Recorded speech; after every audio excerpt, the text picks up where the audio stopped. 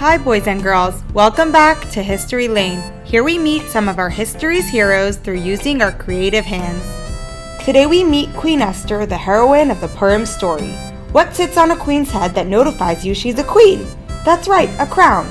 We'll be making a piece of art today portraying a crown using a technique called Pointillism, which involves making art out of many tiny dots. Here are the supplies we will need. The printed crown template, different colored thick and thin paint markers including gold and silver, 2 to 3 Velcro dots, a 5x5 inch clear acrylic canvas, and Scotch tape. Let's begin. Center the acrylic canvas over the crown on the template and secure it with tape. Esther lived in the 33 to 3400s or the 4th and 5th century BCE. Dot the space inside the crown with a silver marker. This was the time between the destruction of the first Beis HaMikdash, the Holy Temple, and the building of the second one. Esther's Hebrew name was Hatzlacha, meaning myrtle, which is a pleasant-smelling tree since she was a tzaddikas, a righteous person, and tzaddikim are compared to myrtle. Once it's mostly filled, do the same now with a gold marker. Esther was chosen against her will to become the Queen of Persia. She kept her Jewish background a secret, guided by Mordechai, her relative and husband. When Haman advised King Ahasuerus to destroy the Jewish people, Mordechai pleaded with Esther to enter the king's chambers. Despite the danger, there was a chance she could save the Jewish people. Next, dot the 2 outermost gems with 2 different colored markers. Then, dot around the lower border of the gem with a thin gold marker. Mordechai told her, salvation will come to the Jewish people in any case, but who knows, perhaps taking this action is the entire purpose for which your soul descended to the world. Mordechai's words hint at the idea that every neshama, every soul, aside from the general task of fulfilling Torah and mitzvos, descends to the world for a specific God-given mission.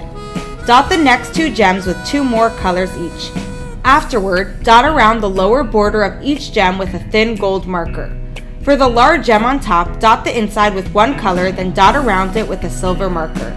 Finish by adding some detail with a thin gold marker. No one knows which act their neshama came specifically to do. Therefore, when an opportunity to take positive action comes your way, grab it if you can. Maybe it's the reason for which you were born. Dot the 3 gems in the center with a couple of colors, ones that will stand out from silver and gold. In the end, Esther's self-sacrifice led to the Jews' salvation and the holiday of Purim. Next, dot the gem strands on top with 2 colors that contrast with silver and gold. Alternate between the 2 to create a pattern. Then, dot the band on the bottom with a couple of purplish or pink colors. For the background, choose 4 to 5 thin markers and dot densely at 2 diagonal corners, gradually lessening the number of dots as you get closer to the middle.